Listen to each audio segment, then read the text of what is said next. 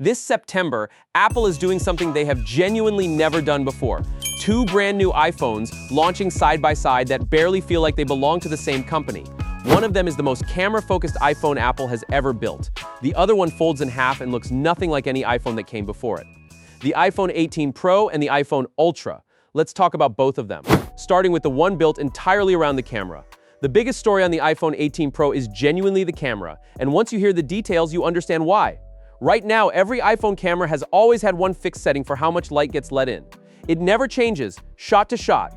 The iPhone 18 Pro is finally breaking that. The main camera is getting a variable aperture, meaning the lens can physically open wider or close down depending on what you're shooting. Analyst Ming-Chi Kuo has confirmed the actual hardware behind this too. The tiny blades that control the aperture opening are being supplied by a Dutch manufacturer called BE Semiconductor. That means this is not just a rumor anymore. This is real hardware already being built. What that actually gets you is more creative control. A shallow blurred background when you want your subject to pop. A deep, fully sharp shot when you want everything in the frame in focus.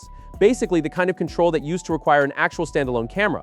And leaked internal diagnostic files have gone even further, naming the exact sensor behind this whole upgrade, a Sony IMX905 chip.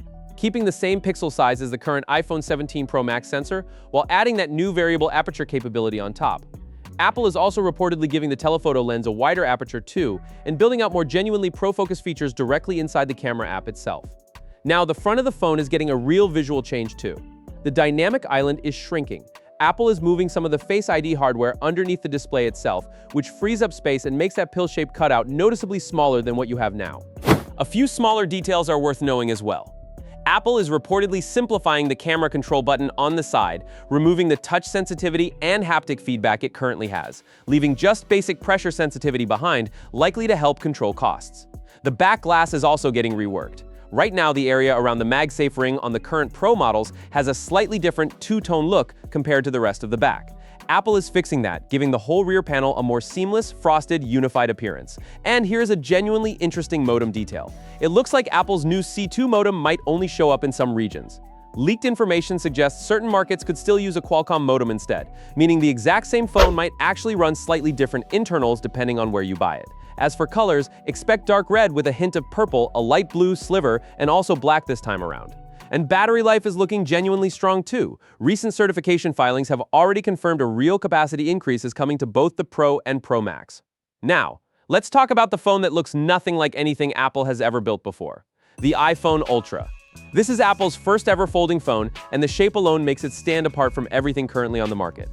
It opens sideways into a wide landscape orientation, rather than the tall, narrow shape most other foldables use. That actually makes a real difference. Watching a video or a movie on this thing means using the full width of the screen properly, instead of dealing with thick black bars on the sides like you would on a taller foldable.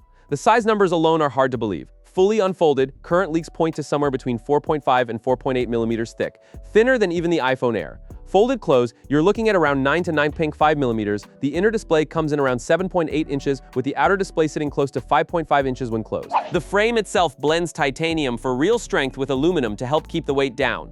And the hinge is where things get genuinely fascinating. It uses something called liquid metal, a specialized alloy that is actually more resistant to bending and wearing out over time compared to standard steel.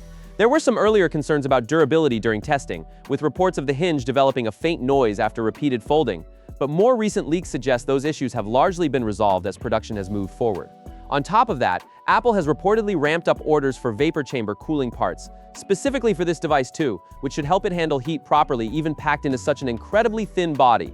The Crease itself, historically the single biggest complaint about every folding phone ever made, is reportedly barely noticeable here, measuring under 4.1 millimeters deep, which puts it well below what you would find on most current folding phones from other brands.